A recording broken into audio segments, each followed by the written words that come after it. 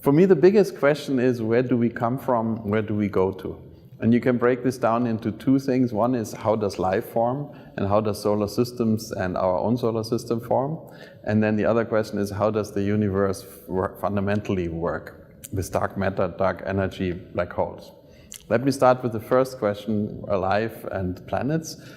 We are already at Mars. We are exploring the whole solar system. We are sending Bepi Colombo to Mercury, and then soon we will send JUICE to Jupiter.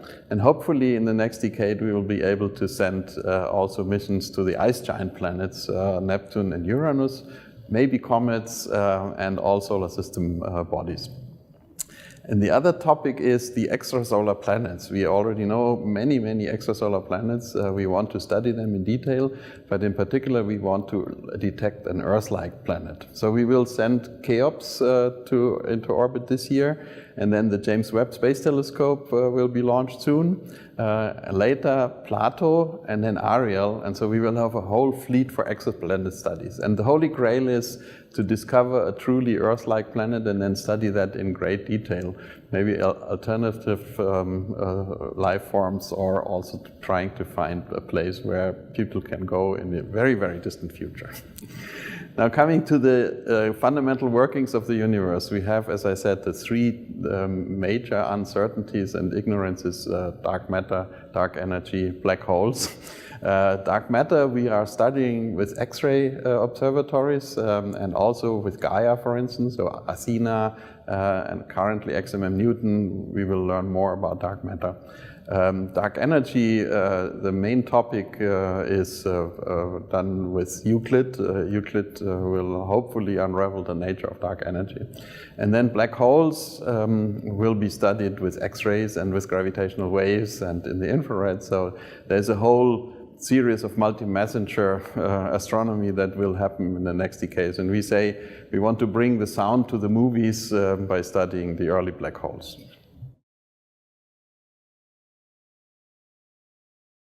We are in the XMM-Newton operations room. XMM-Newton is a space observatory from the European Space Agency. As an observatory, it's kind of special because it has telescopes that are not on ground. They are above us, flying around the Earth.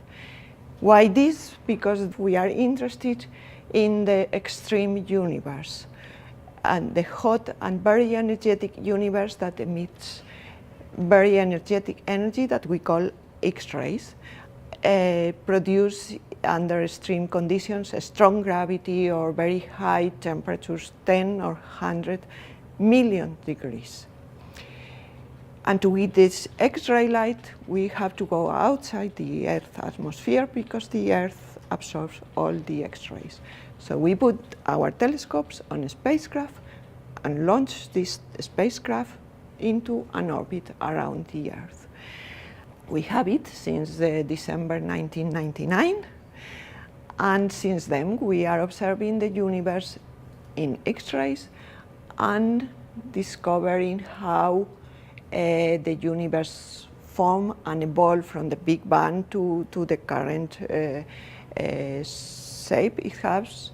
We observe black holes when the universe was very young, and this way we understand how they form.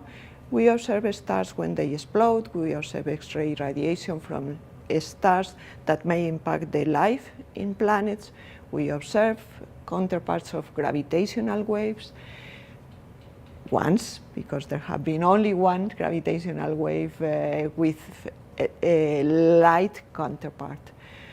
So in this way we contribute and we continuously get improving our understanding of the universe and whether it's possible to have light elsewhere, or how the universe evolves since the beginning to what we know is now.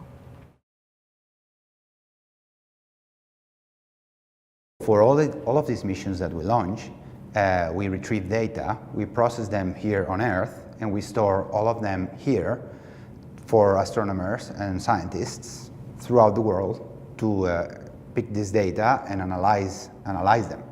So they have extreme value because the investment, the human investment that we've put to create those images and those measurements is gigantic. We've built a satellite, we've put it into a rocket, we've launched it to space, we've operated this, and we've managed to send by radio the data down to Earth, processed it to enable discoveries to be made. And most of this data allow scientists to discover things that couldn't be possible, that couldn't be discovered in any other way. So that's why we keep them, all of them here. Also, by putting them together, we allow scientists to cross-compare data from different satellites together from a particular object, or we can look at different parts of the universe as a function of time and in different wavelengths or in different energy ranges.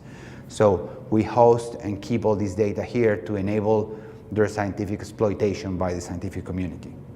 As I said, this data is open to everyone in the world. They just have to go with an internet browser to our website. In particular, if they're interested in astronomy, they can go to ESA Sky, which is at sky.esa.int.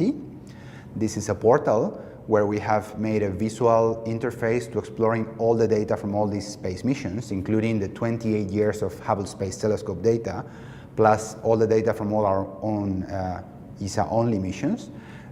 Users can go there and look at the sky at any wavelength and explore at any zoom level, and they can also retrieve all the original files that were sent from the spacecrafts to Earth. So we certainly encourage everyone who is interested in astronomy to come to this website and play and look for interesting objects, because they could have a discovery in the front of their eyes, and they might help us. They might help the scientific community understanding what's going on in the different objects.